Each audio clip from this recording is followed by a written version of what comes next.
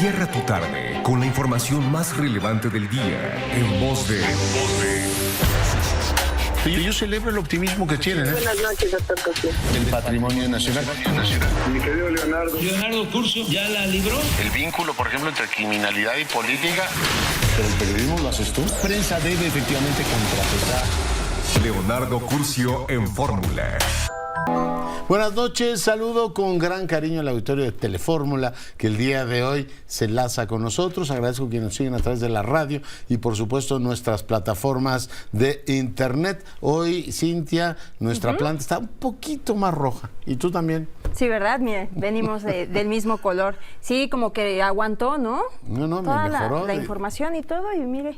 Oye, habíamos Navidad. dicho que se nos ponía así como pajiza cuando damos malas noticias, pero hoy es día de Navidad y hay que reflexionar sobre varios temas. Yo te pongo sobre la mesa uno, que tiene que ver con la idea de paz, ¿no?, a la que se asocia Navidad. Tenemos varios elementos convergentes, muchos de ellos, otros tienen su propia autonomía, que encuentran en la paz su explicación fundamental. Y son temas sobre los cuales hemos estado informando a lo largo del año. Por ejemplo, los diálogos de paz en Colombia, cuya sede fue México. México en eso ha tenido una actitud eficiente, ayudando a que en aquel país se encuentren, pues, de un largo proceso de confrontación, uno de los más largos de toda América, probablemente del mundo, a que el ELN, el Ejército de Liberación Nacional, y el gobierno encuentren finalmente el camino, que en su momento también lo encontró el M-19 y las FARC. Les ha costado a los colombianos avanzar en ese tema, pero tuvimos el último ciclo, el quinto completamente de negociaciones de paz entre estos dos actores en México. Está el tema de Gaza, que ha seguido pues desgastando a Naciones Unidas, reuniones en el Consejo de Seguridad con vetos por parte de la potencia, una confrontación de Israel con la comunidad internacional que no deja nada bueno, y está pues el tema de Rusia y Ucrania. Los rusos han dejado claro cuando, bueno, pues recordamos que en febrero se cumplirá un aniversario más de esa guerra, que habrá paz en el momento que los ucranianos reconozcan su derrota, lo cual es terrible como formulación. Y bueno, aquí en nuestro país pues han pasado ya 5 años de este gobierno que nos prometió la pacificación de los mexicanos, y lamentablemente no encontramos la paz en nuestras calles, en el transporte público, en las universidades. Una buena parte de nuestros noticieros, Cintia, ha estado marcado por la agenda roja. Así es, doctor. Desafortunadamente, pues hemos tenido que informar sobre cosas muy tristes, lamentables, por las que está pasando el país y también en el mundo, que esperemos que este 2024 pues mejoren un poco más las cosas. Por ejemplo, estaba leyendo que en Nueva York pues ya nos dicen Feliz Navidad, sino nada más ya están deseando felices fiestas, están en un plan más neutro, quitando ya un poco la religión. ¿Sí? Para que discurso. No se ofendan las otras comunidades que dirán, oiga, pues si eres judío no tienes por qué celebrar la Navidad. Pero bueno, aquí efectivamente se le da este contenido y lo asociamos todos a la paz, que ojalá sea la nota dominante de este año. Esperemos que sí, doctor. Bueno, de momento, pues espero que la hayas pasado muy bien y vamos, igualmente, por supuesto, con la información. Bueno, y seguimos con la información. Fíjense que en los últimos días me he encontrado con 2 testimonios sobrecogedores. Uno ya se lo platicaba hace algunos días, el general Cienfuegos, como un hombre que llega a Los Ángeles, de pronto se encuentra con que la burocracia de un país, en este caso los Estados Unidos, le cambia la vida, lo encarcelan y después le dicen, ¿sabe qué? Se regresa usted a su país, no tenemos nada contra usted. Y leí un texto de Alejandra Cuevas. El título es El Verdugo. Una mujer que tenía una vida normal hasta que de pronto la desgracia cayó sobre ella y estuvo más de 530 días en prisión. Después le dijeron, señora, es usted libre, pero también le fastidiaron la vida, por lo menos en un año que estuvo en prisión. Yo le agradezco mucho a Alejandra, quien tuvo que salir de nuestro país por las razones que a continuación le va a contar, que converse con nosotros. Alejandra, bienvenida. Muchísimas gracias, Leonardo, por la invitación. Aquí estoy lista para lo que me quieras preguntar. Oye, pues preguntarte, escribir, por supuesto tu historia la conocimos y nos indignó a muchísimos, la has compilado en este libro, El Verdugo, en el que recuerdas todo tu purgatorio. Déjame empezar preguntándote, ¿escribirla te ayudó a aliviar tu propia alma, a exorcizar algunos demonios o a ordenar precisamente lo que te ocurrió? ¿Para qué sirve escribir esta tragedia, Alejandra? Pues mira, yo creo que es importantísimo porque es una catarsis en la cual te vuelves a manifestar de todo lo que viviste. Y por otro lado, pues se sabe qué pasó, porque yo desde que llego empiezo a ver, alguien tiene que hablar de esto, y empiezo a escribir y hago un como diario, día 1, día 2, lo que me va pasando, y cada que llegaban mis hijos de visita les daba yo los cuadernos escritos y me traían uno nuevo. Y así, cuando salgo, pues me encuentro con, creo que son 33 o 34 cuadernos, y digo, bueno, pues algo se tiene que hacer con esto. Y de ahí empiezo a escribirlo. Definitivamente, Leonardo, te puedo decir que fue una maravilla, porque no nada más es la historia personal mía. No se trata de una historia en la que yo voy a contar lo que me pasó a mí, sino se trata de que se sepa que no hay Estado de Derecho, que hubo una violación absoluta de los derechos humanos y que el poder absoluto de Gertz Manero fue terrible. Eso es lo que hago en el libro. Por supuesto.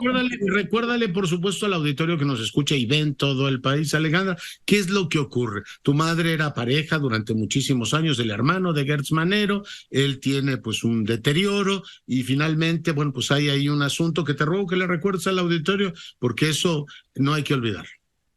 Pues sí, mira, mi mamá fue pareja del hermano de Alejandro durante más de 60 años.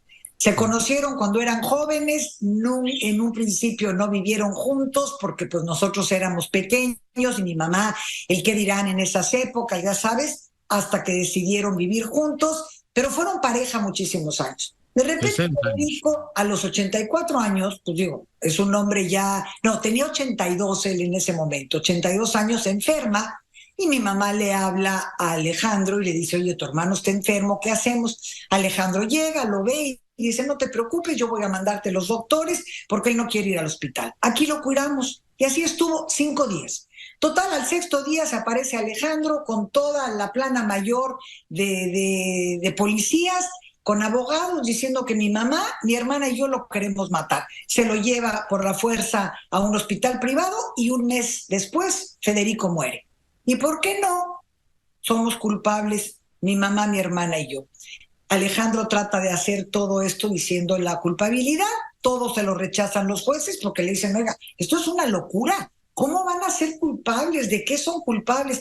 Que no lo atendieron, pero total, todo se le cae. Pero no se contaba con que se vuelve fiscal general de la República.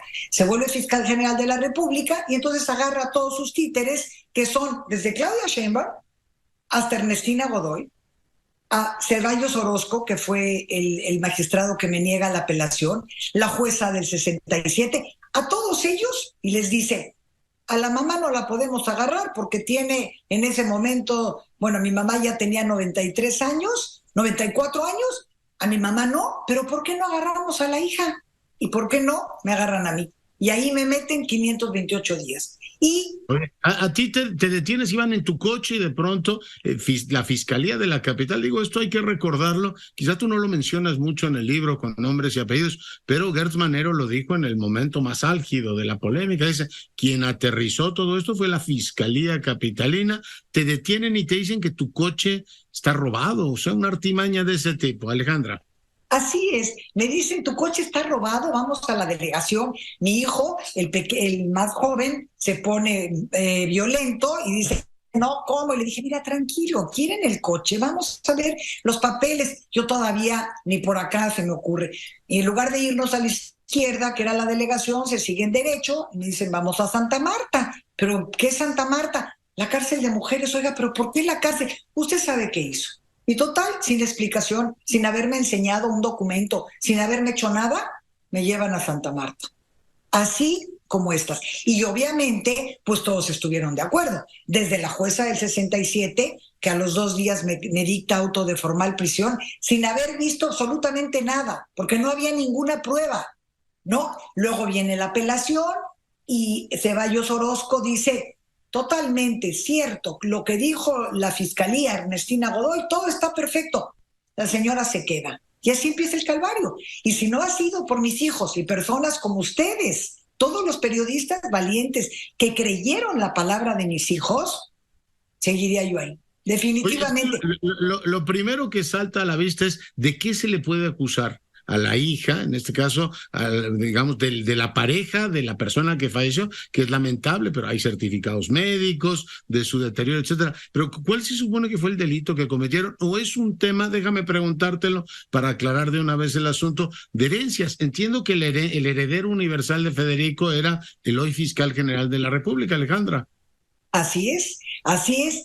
Mira, se me acusa de ser garante accesoria. ¿Eso es? Garante accesoria. ¿Sabes qué? Cuando me voy a la Suprema Corte, tengo 11 votos a 0 a mi favor. Dicen, pero es que ese delito no existe.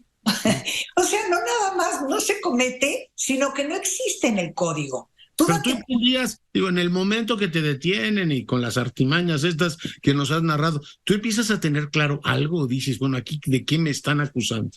Es que nunca hay tal claridad, porque cada que mis hijos meten alguna cosa o los abogados meten, aparece otra, claro, porque aparecen las órdenes de Alejandro manejando a sus títeres. ¿Ya me entiendes? Y también en el libro lo explico, la traición familiar, porque mi hermana también estaba metida en el supuesto asesinato de Federico y mi hermana desaparece. ¿Pero por qué desaparece de la acusación? Porque ella es la suegra del que acaba de ser gobernador del Estado de México, de Alfredo del Mazo. Y lo que sacas a colación es que efectivamente mi mamá, al verse presionada de que yo estoy en la cárcel, Alejandro les pide a mis hijos que mi mamá haga una carta renunciando a la pensión que el muerto, su marido, le había dejado. Mi mamá, por supuesto, dice yo firmo lo que sea y que me des los muebles que estaban en la casa, que también en el testamento estaba. Porque toda la fortuna, porque era fortuna, se le deja a Alejandro. A mi mamá únicamente le dejan la pensión, los muebles que que tenían, que habían juntado en 60 años de vivir, o sea, todos los muebles de la casa y un dinero que había mancomunado mi mamá con Federico. Mancomunado. O sea, no era una cuenta de Federico que mi mamá firmó y dijo, ya saqué el dinero, ¿ok? Todo se les pide a mis hijos, mis hijos se lo dicen a mi mamá y mi mamá dice, tenemos que hacerlo. Oye, cualquier pues de lo familiar, diría, después de 60 años de convivencia, pues hay un patrimonio conjunto, hay muebles, hay apego, y además privar a una mujer, que todavía es más grave de todo eso, resulta absolutamente increíble. Pero va avanzando el asunto, a mí me parece tétrico, yo esto no lo recordaba y en tu libro lo leí. Tú le pides ayuda a Alfonso Jiménez O'Farrill y te presionan directamente al abogado, Alejandra. Mira, Alfonso Jiménez O'Farrill es un gran abogado y durante 5 años me defiende. Y me defiende de veras con garras y colmillos. Porque durante los 5 primeros años que sucede la muerte de Federico, o sea, Federico muere en el 15. Del 15 al 20, Alfonso me defiende como tú no tienes idea. Y de repente, en agosto, en septiembre, me llama y me dice, oye, yo ya no puedo llevarte la defensa porque estos 5 años me han presionado como tú no tienes idea. Me mandaron al SAT, me mandaron a amenazar y todo lo he resuelto y he seguido peleando. Pero ahora se metieron con mi familia. Digo, ¿pero cómo con tu familia? Amenazaron a mi familia. Y con mi familia, Alejandra, ya no puedo. No puedo. Entonces le digo, no puedo, ya no puedo defenderte. Lo entiendo perfectamente, pero jamás pensé que ya estaba una orden de aprehensión en mi contra. ¿No? Ya. O sea, si te están diciendo no te puedo defender, bueno, pues digo, no se puede hacer nada. Busqué un abogado nuevo y yo venía de ver al abogado nuevo cuando me agarran. Ahí tienen las instituciones de la capital una segunda oportunidad de reivindicarse y no lo hacen porque declaran el auto de formal prisión como si hubieses cometido, yo no sé, un atentado terrorista o algo gravísimo, Alejandra. Dicen, la señora tiene que estar en prisión porque el delito, el riesgo de que se vaya es enorme. Así es. Entonces tiene que quedar ahí y entonces empieza a saber que hay agua 2 horas en la mañana y 2 horas en la tarde. A la mitad del COVID. Eso fue octubre del 20. Recordarás que fue cuando toda la gente se empezó a encerrar y empezó a hacer una locura y el gel y todo. La primera visita mis hijos llegaron con un frasco de gel porque yo les dije que no había agua. No, el gel está prohibido. ¿pero cómo va a estar prohibido el gel? Sí, porque parece que se lo toman y se mueren. Ah, caray. Entonces tú imagínate, con COVID, sin poderte lavar las manos y sin tener agua. Ya. No.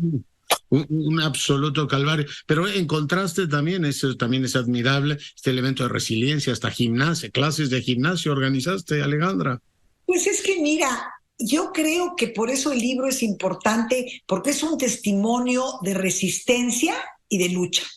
La resistencia fue de mi parte, pero la lucha que hicieron mis hijos, o sea, si alguna vez tú sentiste que no hay justicia y que no se puede lograr nada, bueno, justicia te voy a decir, porque yo no salí por la justicia. Yo no salí que dijéramos, bueno, se recapacitó y salí por la justicia. Salí por lo mediático que se volvió todo esto. No tuvieron más remedio y ahora me lo contarás. Pero es interesante ver cómo aún en las peores circunstancias, que siguen siendo malas, porque te has tenido que exiliar de este país, dada la fragilidad que ha mostrado la justicia para proteger a una persona como es tu caso. Pero cuéntale al auditorio, además de tu propia experiencia en prisión, para tu familia, lo cuentas tú, para tus hijos es un auténtico calvario todo ese tiempo y se la rifaron por su madre. No esperabas menos, imagino, pero es toda una experiencia vital y familiar. Mira, por supuesto que dices, es que mis hijos son lo máximo. Cuando un amigo me fue a ver a la cárcel, me dijo, es que tú no sabes lo que está pasando. Pues, ¿cómo voy a saber si no hay celulares, si no hay televisiones? Bueno, hay una que otra televisión la que tiene oportunidad de tener televisión, pero con cadena abierta. No hay nada de internet y al principio mis hijos fueron puro internet. Luego ya entraron las cadenas y todo eso, pero de momento era puro internet. Entonces me dice este amigo, tú no sabes lo que están haciendo tus hijos. Y le dije, oye, pero por supuesto, si mis hijos son maravillosos, ¿cómo no lo iban a hacer? Y me dijo, bueno, maravillosos, pero no extraordinarios. Estos 3 muchachos son extraordinarios. No han parado un día de hacer manifestaciones, de tirarse en la calle. Mi hija se tiraba en Reforma, imagínate. Claro, el tráfico, los coches de modo que la mataran. Entonces se tiraba con banderines, con fotografías mías. Hicieron manifestaciones con veladoras, hicieron mantras afuera de la Suprema Corte. Ya no sabían qué hacer. La mano de Dios. Oye, yo que celebro que hayas escrito el libro, lamentablemente nos va a sonar la campana. Hay que recordar estas cosas y hay que recordar nombres, apellidos y responsabilidades de una estructura institucional que tuvo más de 500 días a una mujer inocente en la cárcel por una venganza. Te agradezco mucho que hayas estado esta noche con nosotros. Muchísimas gracias a ti. Un placer y que tengan bonita noche. Gracias, Alejandra Cuevas, autora del libro El Verdugo, el delito que inventó el fiscal general de la República para cobrar una venganza personal. Esta noche conversando con usted. Leonardo Curcio en Fórmula. El discurso de Antonio Guterres, el secretario general de Naciones Unidas, en donde decía que hemos pasado. Bueno, escuche usted lo que dijo Guterres.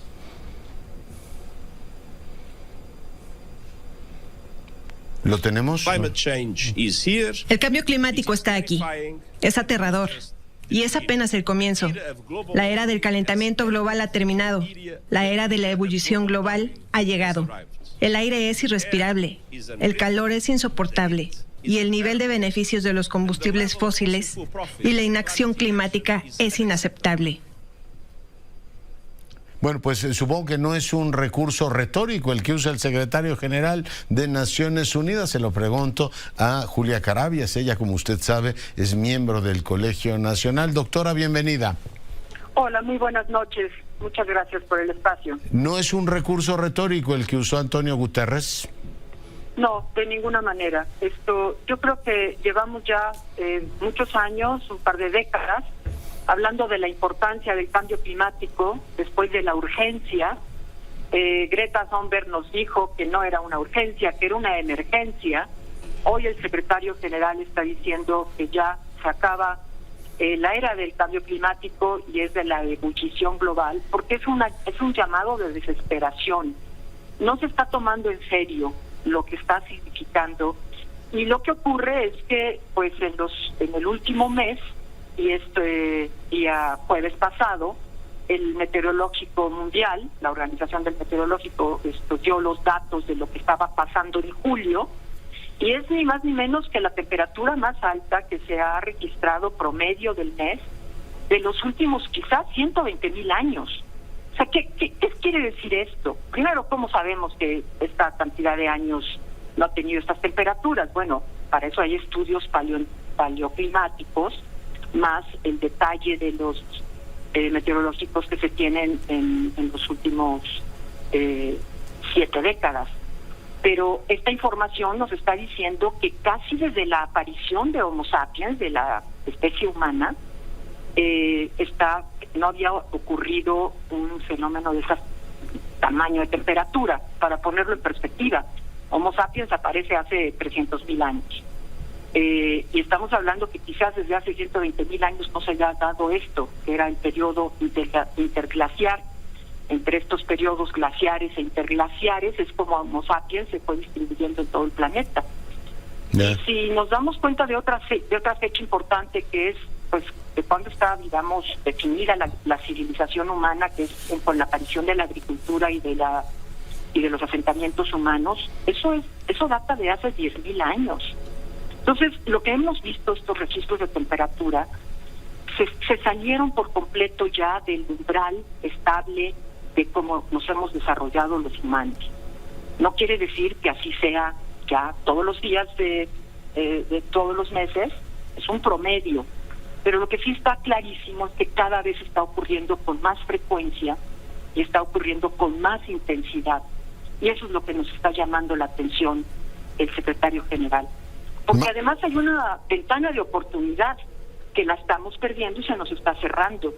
La ciencia nos ha dicho que tenemos la oportunidad de revertir hasta el 2030, que si en el 2030 empezamos a bajar la curva de las emisiones radicalmente, entonces podemos llegar a tener un incremento de temperatura promedio del 2% o deseablemente del 1.5%.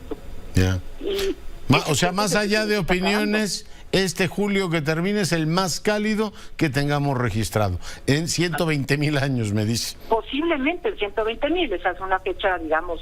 Año más, año menos, la tendencia está ahí. Pero, digamos, en este camino, esta insensatez colectiva, seguimos actuando en muchos países como si no estuviese ocurriendo nada, Julia. Ese es exactamente el llamado del secretario general, porque no es que no sepamos qué hacer, es que no lo estamos haciendo. Ya tuvimos un periodo en Estados Unidos de Trump, en donde quiso echar para atrás todo el tema de las energías renovables. No pudo. Entró Biden, empieza otra vez a reactivarse. Pasó lo mismo en Brasil con Bolsonaro y tampoco pudo. Lula empieza a reactivar. Pero... puede tomar otro país. Aquí estamos con refinerías y trenes mayas a todo lo que da. Nosotros no estamos haciendo nuestro trabajo, estamos muy lejos de poder cumplir los compromisos que tuvimos nosotros mismos en los acuerdos de París.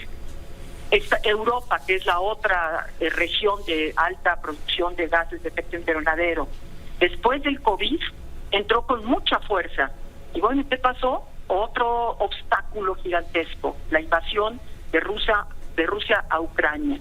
Y entonces la atención se va para otro lado, pero los recursos económicos se van para otro lado y es otro atorón. Lo que nos está pasando es que si no actuamos en los siguientes 7 años para que en el año 2030 empiecen a bajar las emisiones, no que a partir de entonces empecemos a hacer cosas, sino que a partir de entonces las emisiones ya se corten radicalmente, vamos a tener una situación absolutamente inmanejable. La temperatura del cuerpo, pensémosla así. O sea, mucha gente dice, hay 2 grados centígrados, tampoco es para tanto, ¿no?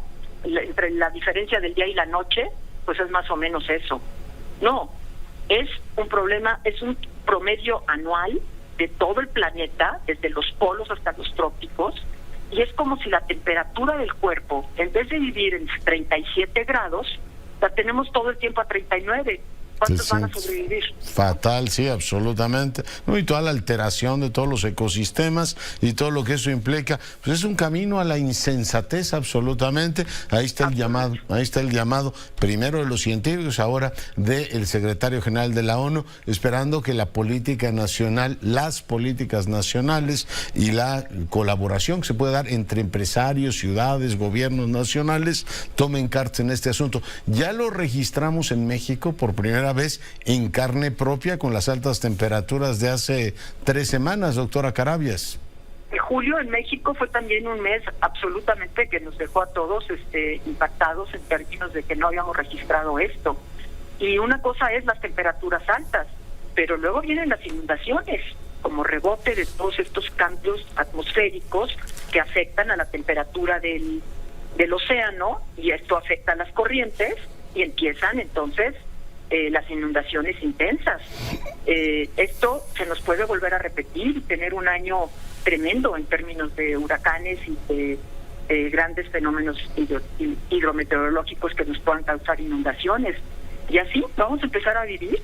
Tema, además, que hay que tomar en cuenta con mucha seriedad, y en México no lo estamos haciendo ni por asomo, es que tenemos que adaptarnos al cambio climático, porque lo que ya hicimos, pues ya se quedó. Lo que usamos hoy de combustible para movernos el día de hoy, para poner la electricidad y la llamada telefónica que estamos gastando y el Zoom que está teniendo, eso se va a quedar decenas de años en la atmósfera, decenas. Entonces hay que mitigar también, sí, y adaptarnos, ¿no?, a la nueva realidad, sí. Exactamente. Entonces tenemos que tener sistemas de alerta temprano, tenemos que medir, tenemos que estar teniendo un meteorológico en México con mucha seriedad, con todo el equipamiento. Tenemos que tener a la gente muy claramente informada, hacer ordenamientos territoriales para que la gente que vive en zonas de alta vulnerabilidad no viva ahí, porque no se trata de estar haciendo luchas contra la naturaleza para levantar bardas en los cauces de los ríos que las va a tirar. Entonces hay que hacer un ajuste muy importante, un ajuste alimentario. No tenemos las capacidades para poder enfrentar con estas sequías que pudieran agudizarse, sobre todo en el noreste del país. ¿Qué va a pasar con los alimentos, con la producción de alimentos?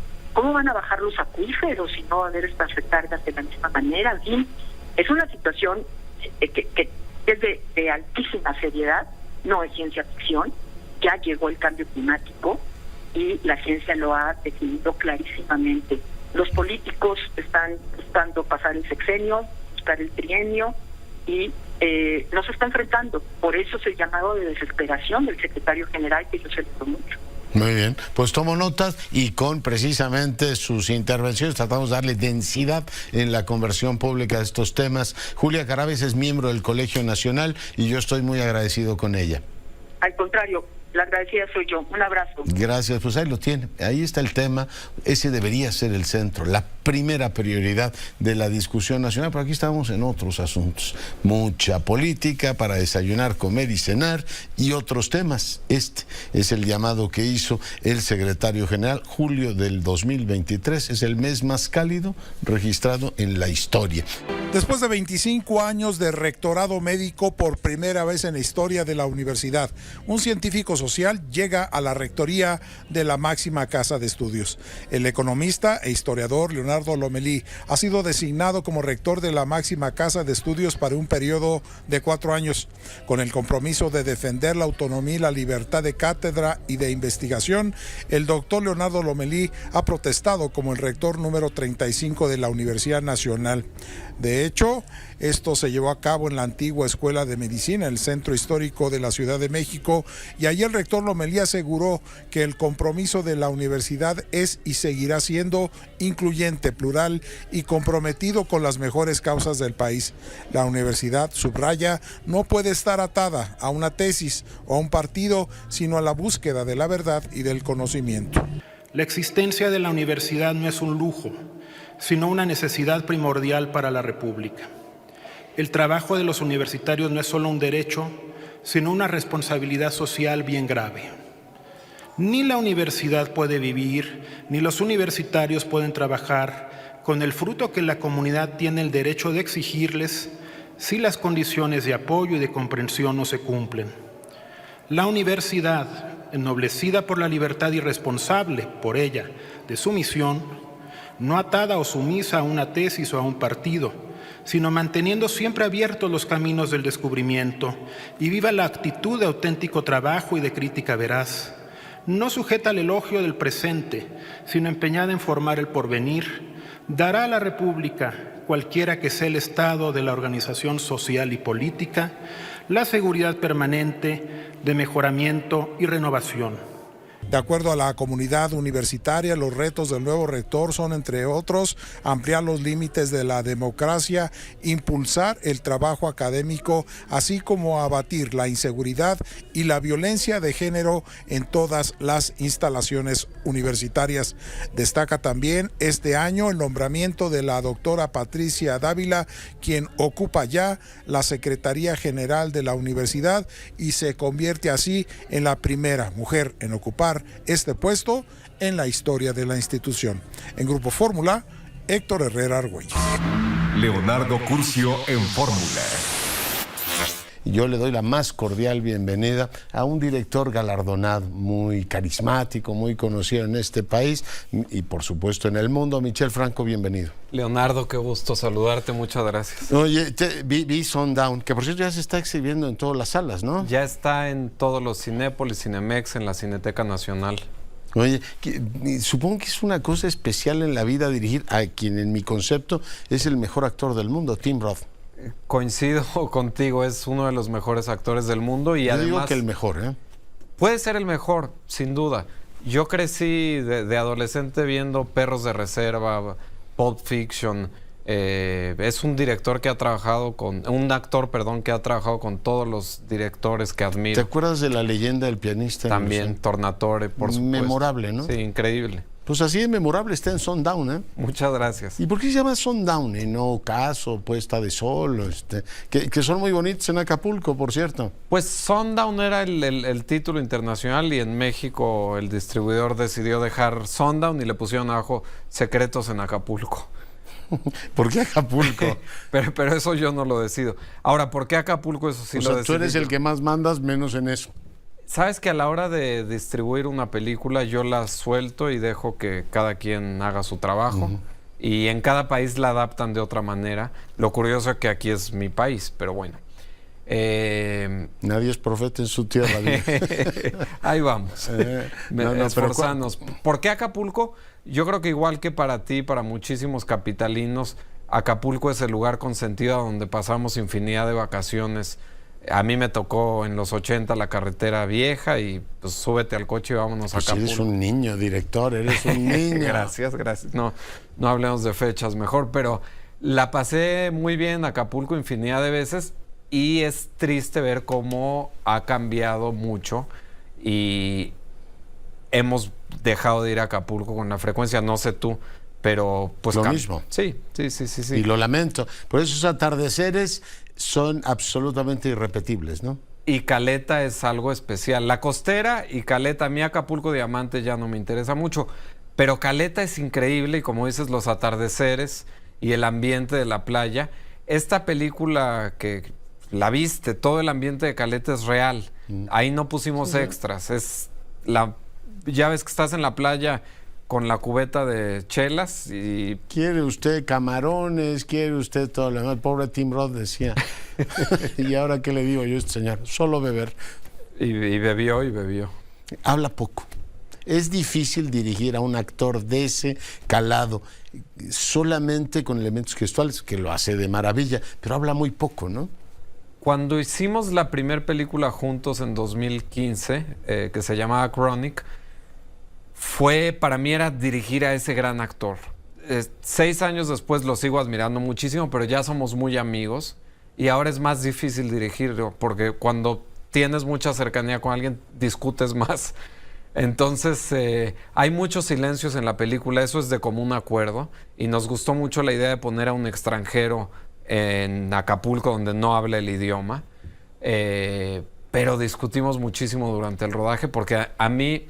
Entiendo su frustración, lo puse en Caleta sin extras, sin actores e improvisábamos muchísimo y yo quería capturar el Acapulco de verdad. Entonces si pasaba un borracho y me parecía simpático, pues lo metía al cuadro y lo ponía a interactuar con Tim y lo volví loco, pero creo que valió la pena. Oye, porque no debe ser fácil, digamos, grabar a alguien simplemente por sus gestos, ¿no? Que dicen mucho. En el cine estas cuestiones deben ser difíciles de manejar, pero bueno, tú ya tienes mucha experiencia. Es que el cine actual y las series de televisión han mal acostumbrado a la gente a que todo es sobredialogado, toda la trama se explica con diálogo, quién es el bueno y el malo y lo que está pasando, y a mí eso me parece muy poco estimulante. Yo confío mucho en el espectador y dejo que vaya sacando sus propias conclusiones, y me gusta también cuando una película tiene muchas lecturas. Además, cuando tienes un tipo como Tim Roth, es como tener Saturno, ¿no? En el film. Es decir, yo que agrego más. No, su propia gestualidad ayuda un montón. Es genial porque cuando pongo la cámara y no está Tim en el cuadro se ve normal. Entra Tim a escena y todo se ve mejor, o sea, sí tiene una presencia muy especial. Sí, ¿no? Y la forma en que lo hace. No, yo no quiero, por supuesto, ser aguafiestas ni nada que se parezca. Tú me detienes en lo que no deba decir, porque estoy seguro que la gente verá la película con un enorme gusto. Pero el resto del elenco, ¿cómo interactuó con una estrella como Roth? Bueno, está Charlotte Gainsbourg, que es otra actriz francesa de muchísimo nivel, que se acordarán de ella por películas de Lars von Trier y demás. Y es la única actriz famosa. La otra actriz es Yazú Alarios, que es menos conocida de México. Los demás son es Berenice. Berenice, que tiene ahí, no queremos echar a perder mucho, pero hay una cuestión ahí entre ellos que la gente va a disfrutar. Y menos en cadena nacional, si no me lo sé. Viene el director y le echa a perder el estreno. Mira, para mí voy a echar a perder un poquito del principio, pero lo que la gente se va a encontrar es la fantasía masculina de ir a la playa y perderte del mundo. Nuestro personaje finge voy a contar un poco el inicio, si me lo permites. Tú eres el director, o sea, tú puedes arruinar tu película con toda libertad. Para que se les antoje verla, están de viaje esta familia de ingleses en la playa, en el Hotel Banyan, que es de mucho lujo en Acapulco. Sí. Les llaman para decir que la abuela murió, tienen que volver al funeral, y cuando están en el aeropuerto de Acapulco para volar a Londres, Tim se las arregla para no subir al avión y se va quedando de manera indefinida en Caleta, en Acapulco.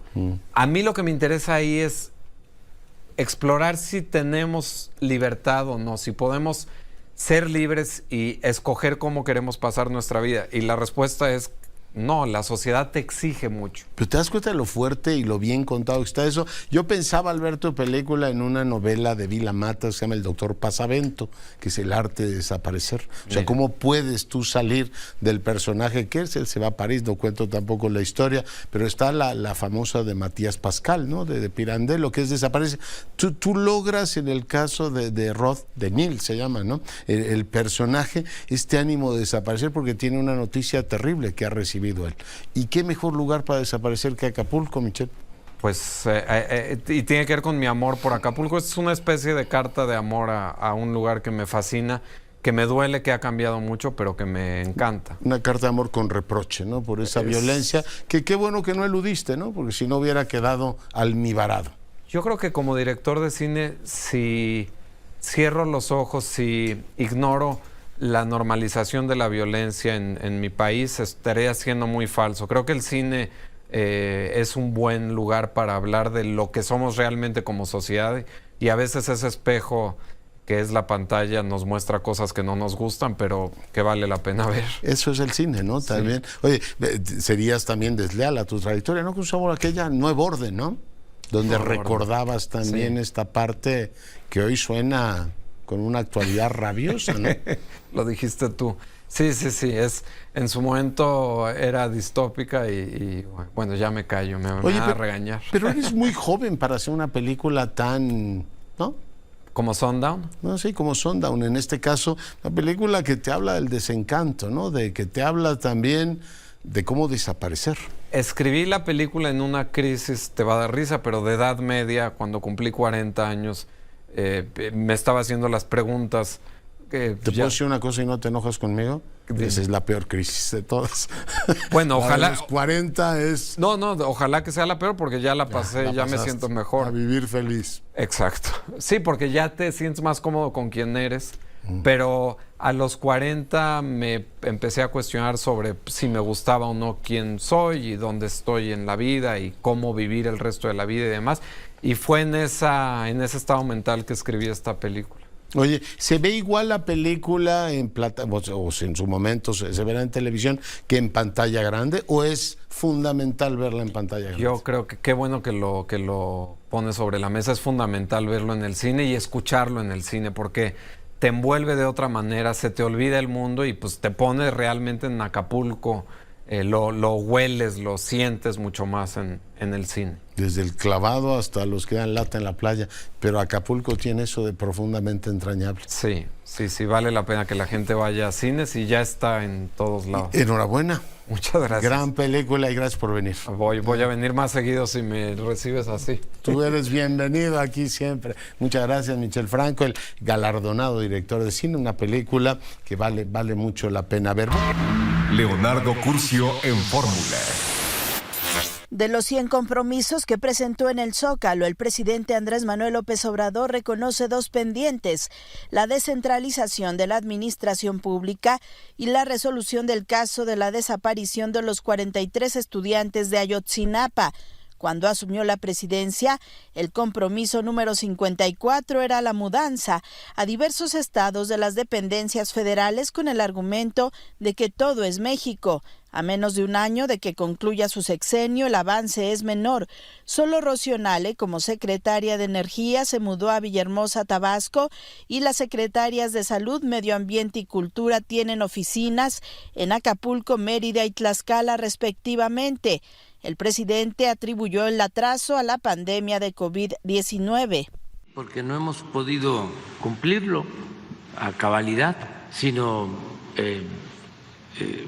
tenemos esa asignatura pendiente, tenemos que cumplir ese compromiso, ir hacia allá. Se nos complicó, no es usar esto como excusa, pero sí con la pandemia necesitábamos estar aquí. La mudanza nos implicaba recursos, tiempo. No se trata solo de que se vaya la secretaría que corresponde, sino que se busque que haya vivienda para los trabajadores, que puedan garantizar también el que haya escuelas para sus hijos, o sea, garantizarles todo esto, y es un proceso. Otro compromiso por cumplir es la aplicación de la justicia y verdad del caso Ayotzinapa. Si bien ha habido avances en las investigaciones y hay detenidas 132 personas presuntamente implicadas en la desaparición de los jóvenes, entre ellos el ex procurador Jesús Murillo Caram, 41 integrantes de la Banda de Guerreros Unidos y 14 militares, aún se desconoce el paradero de los estudiantes. Y yo personalmente, en el caso de Ayotzinapa, como además no tengo duda de que hay injerencia de estos grupos conservadores, yo personalmente estoy conduciendo ya la investigación. Yo la estoy dirigiendo y nos estamos reuniendo periódicamente, todo el gabinete de seguridad, para ir a fondo. En el penúltimo año de su gobierno, el presidente metió el acelerador para inaugurar diversas obras de infraestructura, aunque no siempre terminadas al 100%. En el caso del Tren Maya, una de las obras más importantes del sexenio, que contempla 1,550 kilómetros en 5 estados, Tabasco, Chiapas, Campeche, Yucatán y Quintana Roo. La inauguración será en partes. La promesa es que en febrero del 2024 estén listos los tramos 5, 6 y 7 a cargo del Ejército, que corren de Cancún a Tulum, Chetumal y Bacalar. El presidente ha destacado que esta obra ayudará a potenciar el desarrollo económico y social del sureste mexicano. Es, sin duda, la obra pública más importante que se construye hoy día en el mundo. No hay ninguna obra pública que le iguale al Tren Maya. Y esta obra va a ayudar mucho al desarrollo del sureste y de Yucatán. Al inicio de su gobierno, el presidente se comprometió a no dejar obras inconclusas. En Grupo Fórmula, Sara Pablo. Leonardo Curcio en Fórmula. Bueno, y con esto llegamos al final de este programa. Le agradecemos en este día tan señalado su compañía, como se le agradecemos todos los días. Cintia, nuestra reflexión navideña, ¿cuál es? Pues yo les deseo todo lo mejor para este día, que la pasen acompañados de sus familiares, de la gente que más quieren, rodeándose también de sus amigos, y pues a disfrutar, doctor, a disfrutar lo que queda de este día. Te agradezco de la cena mucho. Navideña. Te agradezco mucho. Igualmente, doctor, gracias por todo el apoyo todo tu y por trabajo toda su confianza. y por supuesto toda la cercanía, todos los días desahogando los temas informativos. Muchas gracias a usted que nos acompaña, cuídese y sea rabiosamente feliz, se lo merece.